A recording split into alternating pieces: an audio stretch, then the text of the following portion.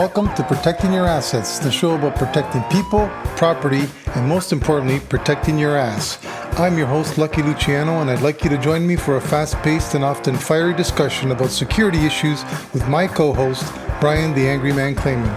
Whether we're piercing the veil of security, talking your duty of care, or raving about the latest technology, we'll share our thoughts on the issues, the trends that are impacting security today and into the future. So grab a coffee and join us for our latest podcast, and don't forget to like and follow us on our sponsor's website, brianclaman.com.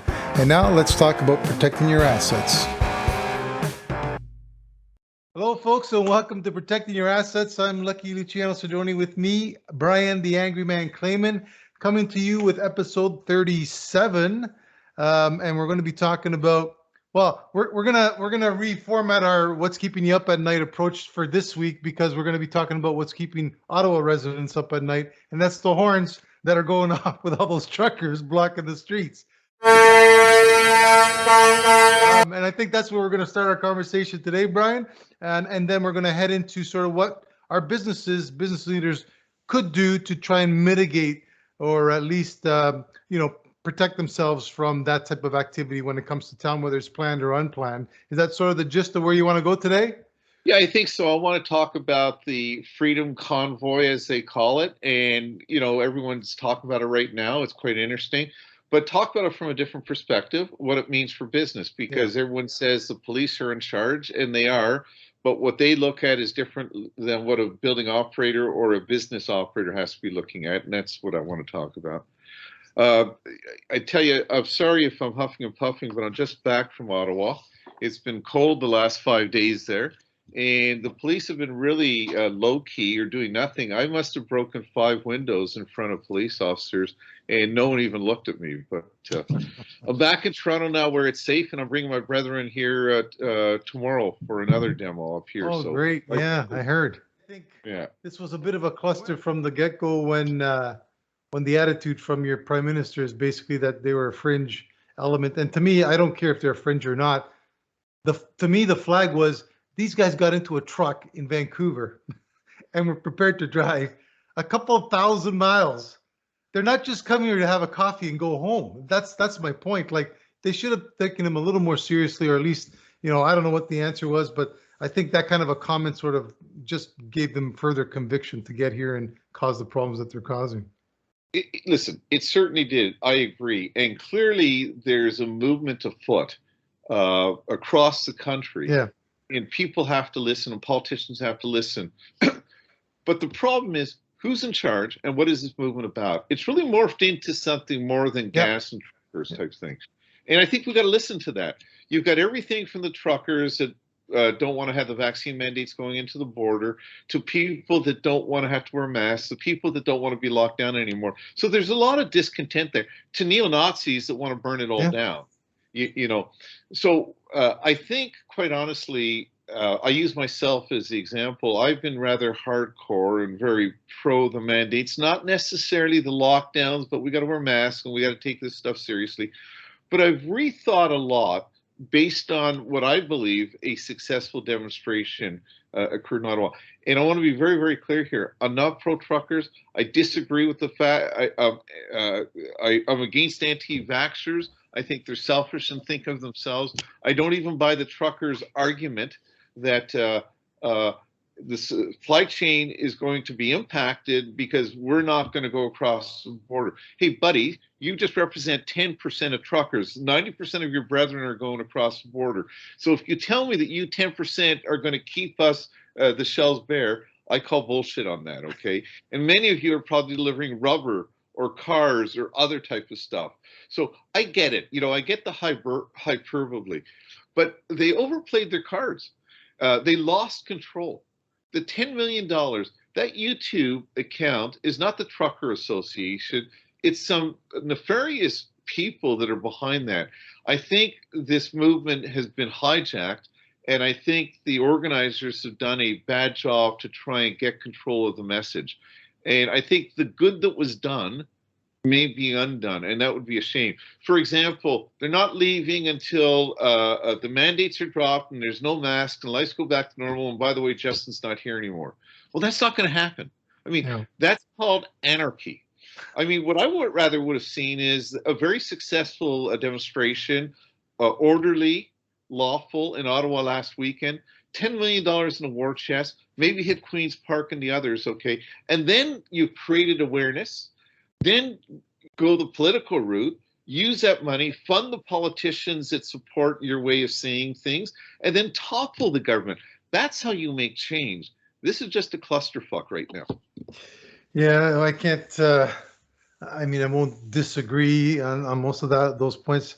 I think our government, like I said, has some fault as well because I mean, you said it yourself. There's an underlying current in this country, and the thing that really worries me is that it's too easy for them right now to just dismiss it, and I think that's dangerous. I mean, history is full of movements that have grown out of being dismissed as fringe elements or don't worry about that, and all too often they lead to 6 million dead, as we just sort of marked this week, and Anniversary, yeah. because people choose to ignore it, or they just don't want to believe that that's a problem, right? Or I'm in power, so I'm untouchable. I don't have to worry. So that to me is a bit of the concern. But I don't want to make it a political discussion because we'll just talk about it all night and never agree on certain things. But we want to talk about what's really about this. What we want to talk about on this episode is preparing for those types of protests. Whether you agree with them or not is irrelevant. At the end of the day, they're going to impact your business or how you operate.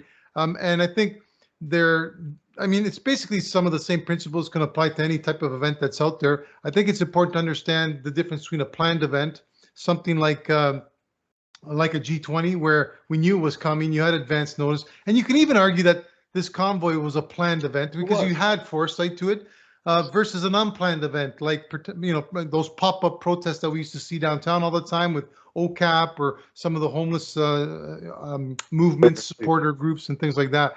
So that there is a bit of a difference there. One obviously catches you by surprise, and one is sort of planned for. But I think there's still the same general approach to both those events. You've got to be prepared. There've got to be plans in place. You've got to have some kind of structure, a response plan to deal with it when it happens. Yeah, entirely. I mean, it's sort of like COVID. Ontario was not expecting a pandemic, okay? And they didn't have hospital capacity or any preparation. But they should have realized bad things happen. And if you're managing a business or a building, let's say, building is an easy example type thing. Just because I'm not aware of any information suggesting that my building is going to be targeted or the neighborhood is going to be targeted, I know this is the city of Toronto or downtown Ottawa. These are major urban centers. If I run a building or a business in downtown Ottawa, I know that that's a lightning rod for demonstration. Yeah. So I need a plan. What if? What if this? What if that? And especially when you have prior warning and intelligence, okay, you need to prepare for what the intelligence says is going to happen. I think a big problem is that people don't have a plan, and there's a mistaken belief that the police are going to be there and take care of it. Tell me how that worked for the small restaurateur in downtown Ottawa or the people at the Cadillac Fairview Shopping Center mall there. Which one? That had to shut down. Okay. Oh, Rideau Mall. Okay, Rideau Mall. That's what's Rideau called. Center. Rideau Center. Yeah. They couldn't rely on the police, and I'm not even faulting the police, but I do know Cadillac Fairview. You know it better than me. I am sure they had a plan, and they knew what the thresholds would be to shut down, and they were able to do it, and no one got hurt. They can do that. They can't end the demonstration, but they can protect their territory. That's what we're talking about today, and that's what I think most building owners, most business leaders, most presidents of a company are too focused on other things, and they're not focused. They shouldn't be entirely focused, but someone in the organization has to think about, what if this happens? What are the impacts? Yeah, because if you think about it when it's on your doorstep, it's too late. As we all know, we've talked about that too many times. And it doesn't really take a lot of effort. I think the problem is we often don't think about it because it's not on the radar. It costs money to do those things. And so people want to put it on the back burner. How many times, I mean, you were involved with pandemic committees as I was. And, like I said in the past, try and get people to volunteer for that committee. Like they just didn't want anything to do with it because it was just boring. You met once a year if you were lucky and talked about a flu that was likely never going to happen. And sure as shit, here it is. It happened. How many of those companies that spent so much time after SARS to talk about response plans, talk about stocks and supplies and making sure they had the stuff ready to go, after 3-4 years said, it'll never happen again, and it's gone. The government of Ontario is guilty of that. Kathleen Wynne got rid of all our freaking SARS stock. I mean, she admitted to that, right? So they're guilty of it. I don't understand, to your point, how a business owner can think that the government's going to take care of you, or the police are going to take care of you, when they can't take care of themselves. Well, and you know what? I'm not going to be as hard on the police. I'm not going to paint the same brush on the police as I do with the governments, different governments, okay? Because I think they're a lot more professional. But, you know, I can't emphasize enough. I can't tell you how many times in my career dealing with senior leadership, or even now customers, okay, of ours, we're doing consulting engagements. In fact, there's one we recently have been involved with, you and I, say that the police will take care of us. The police will take care of you, but the focus of the police is on public safety, good order, okay? Good order and public safety. The focus of the Air Canada or the property manager at the Eaton Centre is not public safety and good order. It's running their business, protecting the people and assets. So they're not the same, but they both have to occur at the same time. And to do that, you need several things. You need a plan. You need to share that plan with the police in your neighborhood, in your area, because if you see you're going to go left, we're going to call 911, the police are going to be here and they're going to do such and such. And if the police say that's not the way it works, you got to amend the plan. You got to know who to call, and the police have to know who to call in your building. I remember during the terror attack in Ottawa, when the soldier at the unknown, Corporal Cirillo was killed at the Tomb of the Unknown Soldier. One of our buildings was right next door to where the tomb is located. I forget the street. It's a big intersection right near Parliament Hill. And they were locked down for about 12 hours, and they didn't know what was happening, who to call. They were completely in the dark. They had no plan. Because in our debrief, it came out they never thought that this could happen. How can you be across the street from the Parliament buildings, the Tomb of the Unknown Soldier, in 2014, when all the terrorism, Islamic terrorism, domestic terrorism is occurring, and not have a plan and get surprised? And it happens time after time. You just said it about governments.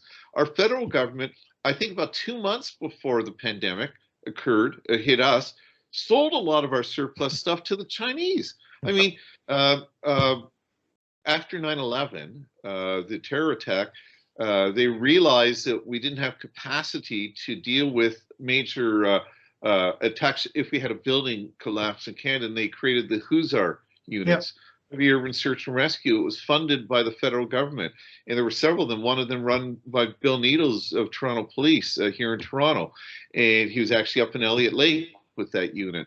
And what they did was, because there have been no more terror attacks, about 4 years ago, they disbanded it.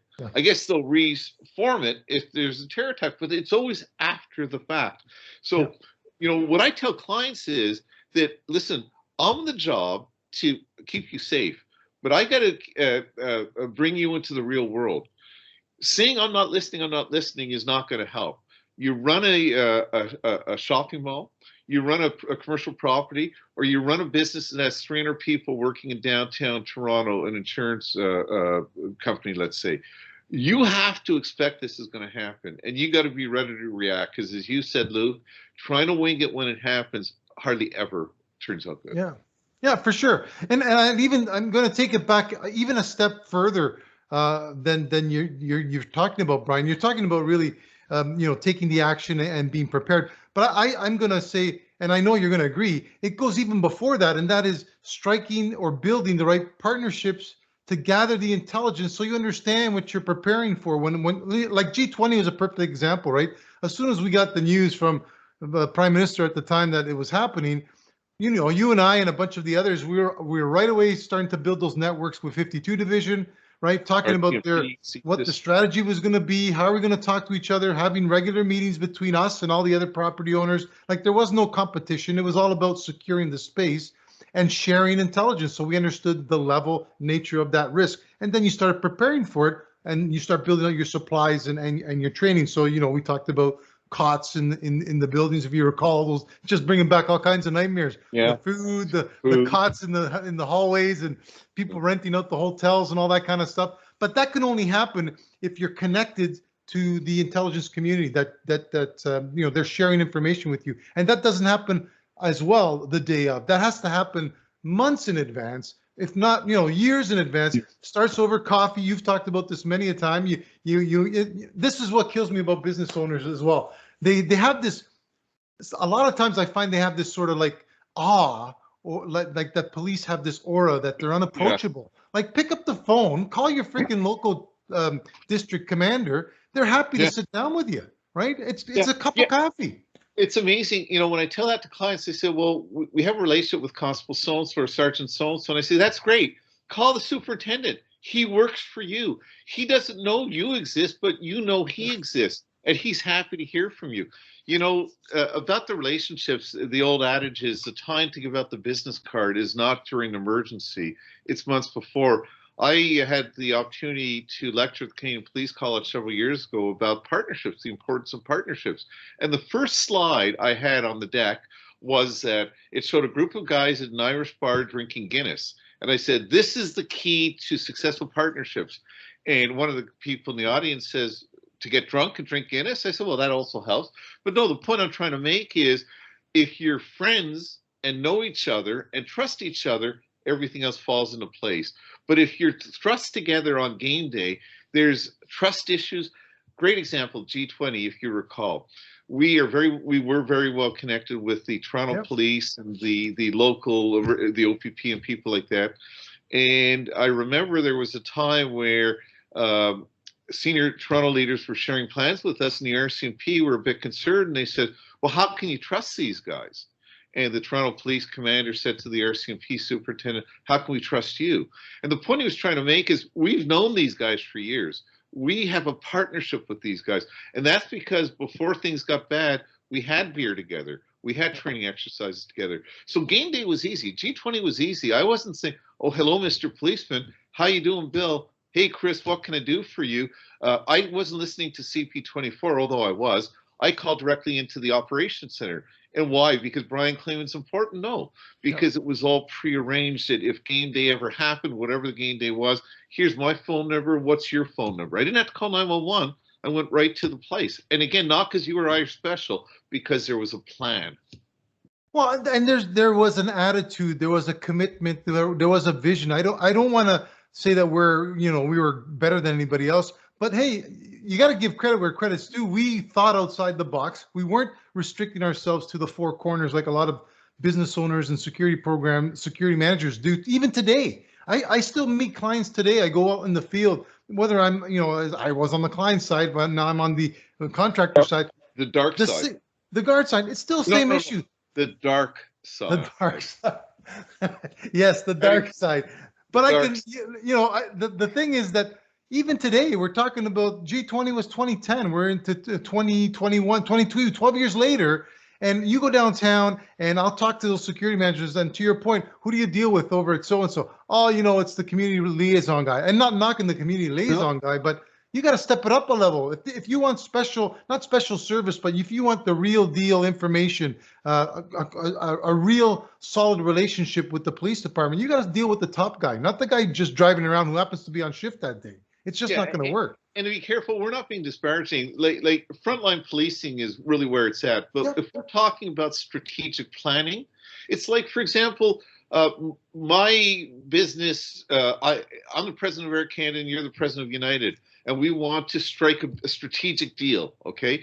Well, it's not going to be the cleaner at Air Canada talking to the cleaner. There's nothing wrong with cleaners, but these are strategic decisions, not tactical decisions. And that's why you've got to connect at the right level. And that's where the failure usually is, Partnerships is an easy word to say, but it takes a lot of effort to figure out at what level in the organization do we connect.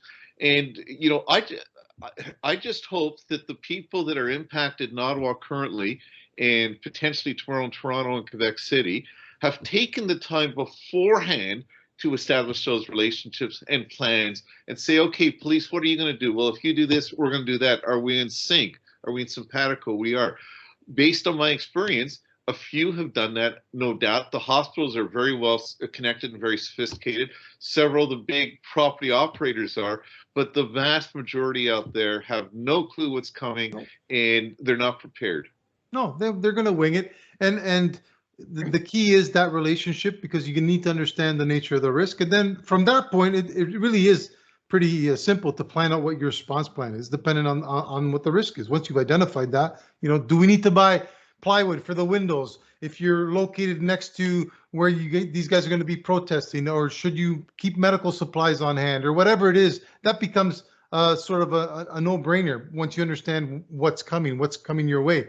But I don't think enough businesses do it. I still think most expect the police to come and take care of business. You hear it even on the news tonight, right? Like now they're talking about bringing in the military to take care of truckers, right? Yeah. Like I don't understand. I'm not saying that's not the solution. Maybe it's the only solution, but how do we get to that point that you need the military to come in and disassemble a protest in your nation's capital? I don't understand that. I think it's really important to have a plan. Can't say enough that, but you got to think about every possible contingency. Like one of the things during the G20 that we noticed is everyone talked about that on game day, I think on the Saturday or Friday night. Yeah, the plan was, as I recall, for all of us, Friday night after business shut at 5 o'clock, we were going to lock her down. Okay, yep. We're going to lock down the path. We're going to lock down the buildings. But then someone brilliant, maybe me or you, I'm not sure which brilliant person it was, or some lawyer said, explained to me, certainly, that, you've got tenants that are paying hundreds of thousands and millions of dollars of rent. You cannot lock down a building and tell them they can't come.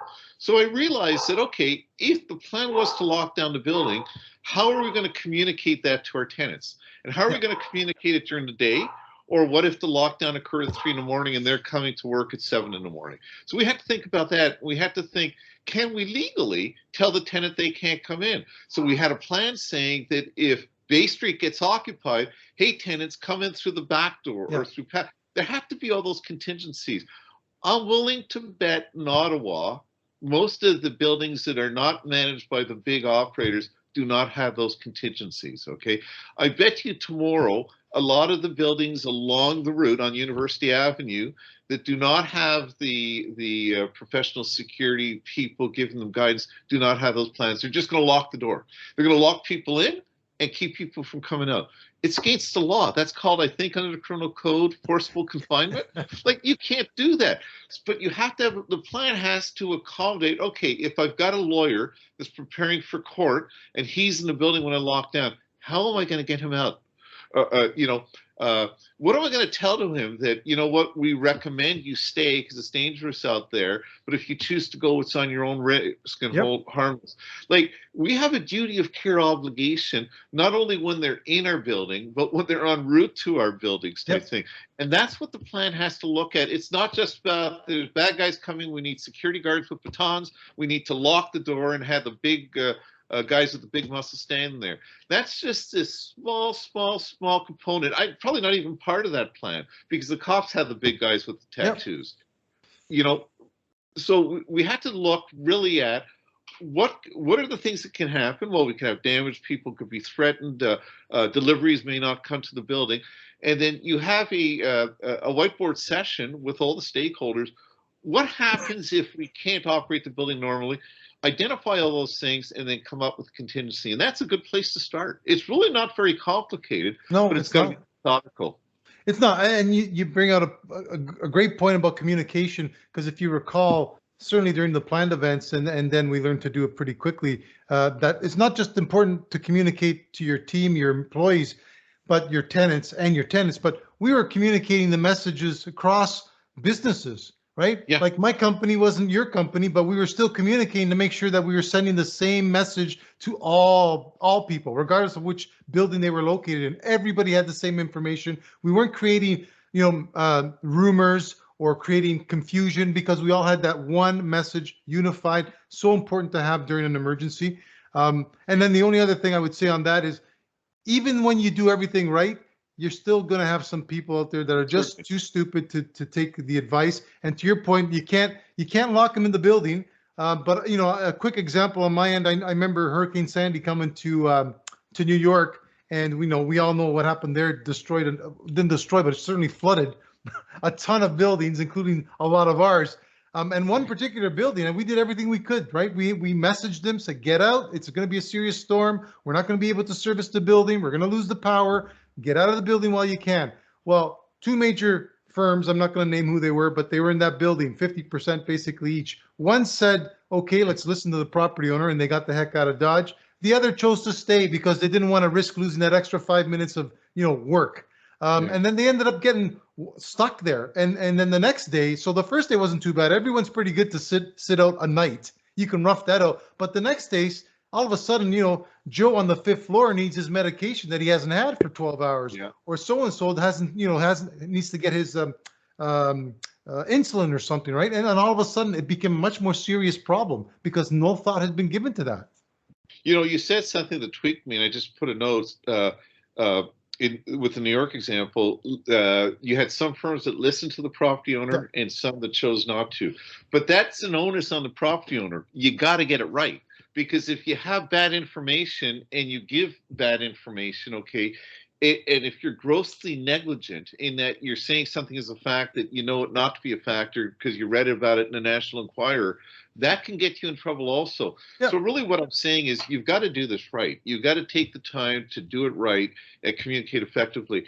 The G20 is just such a great example in the sense that we, if you decided to lock your doors to Brookfield Place or Dave Salston at Royal Bank Plaza type thing, you would tell everyone else beforehand what you were doing so we could manage it. Because a lot of the buildings are interconnected in the sense that if there's a fire in one, you go to the other. Well, if we had a fire and your doors are locked, right there we got a real problem. Yep. So it's about communicating. Remember the days we would have before we got a little bit more sophisticated, that something happening in a big tower, and you would call over and they say, oh, nothing to worry about, okay? So the problem is you have the hazmat truck from Toronto Fire there, and the guys in moon suits walking into your building, and I'd have 8,000 tenants in Commerce Court saying, oh my God, I just heard from a friend they found a nuclear device, and now we have a self-evacuation. You have to work in unity. You see it in Ottawa. You had the Ottawa Police working with the RCMP, the York and Toronto Police as one under a unified command. I say business has to do the same. I think businesses within a building could connect to the buildings connect with the other buildings, and you create a community and a synergy so you're doing the same and you're sharing the intelligence. There is no competition when it comes to safety. No. There is on other parts of the business, but not when it comes to safety and security.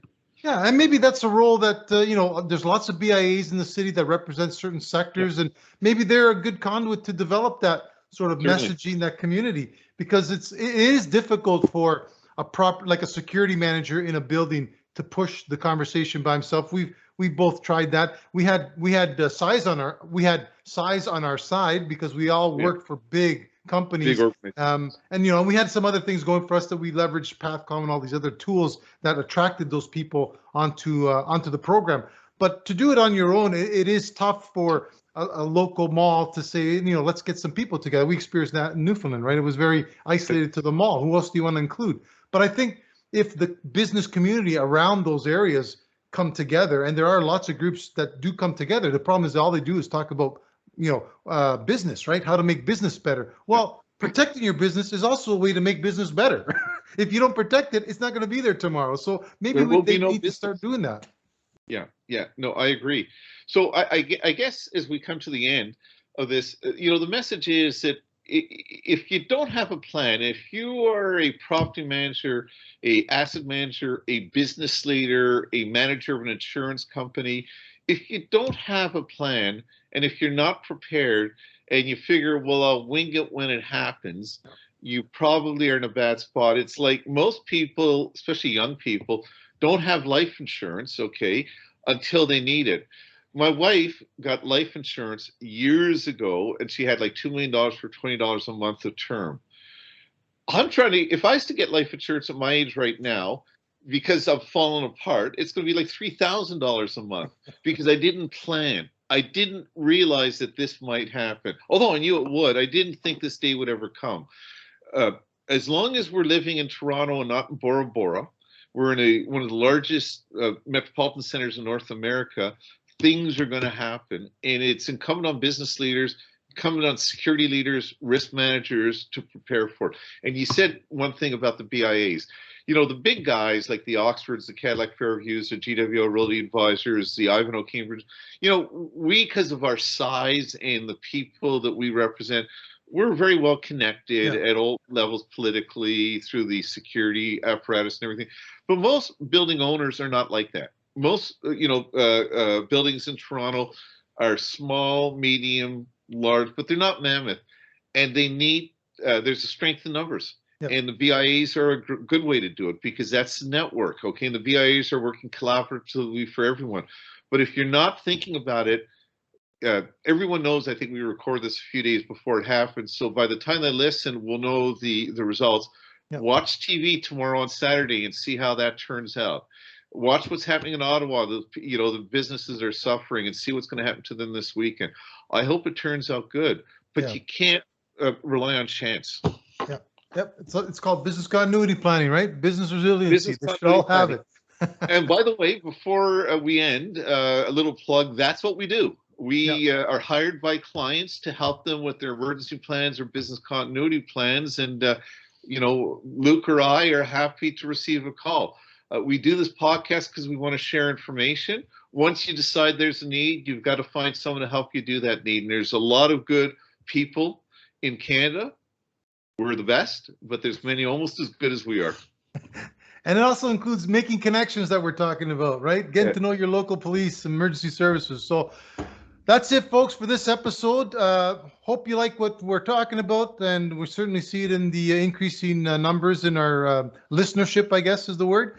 So if you like what you're hearing, please hit the like button on our episodes. Share us with your circle of friends and help spread the word. We really do appreciate your support. And if you want us to cover a topic, let us know. Drop us an email at brianclaman.com. He's got his email link there, and you're more than welcome to describe what you're looking for, and we'll see what we can do. Until next time, have a good weekend. Hopefully Toronto is still around on Sunday when all this is over.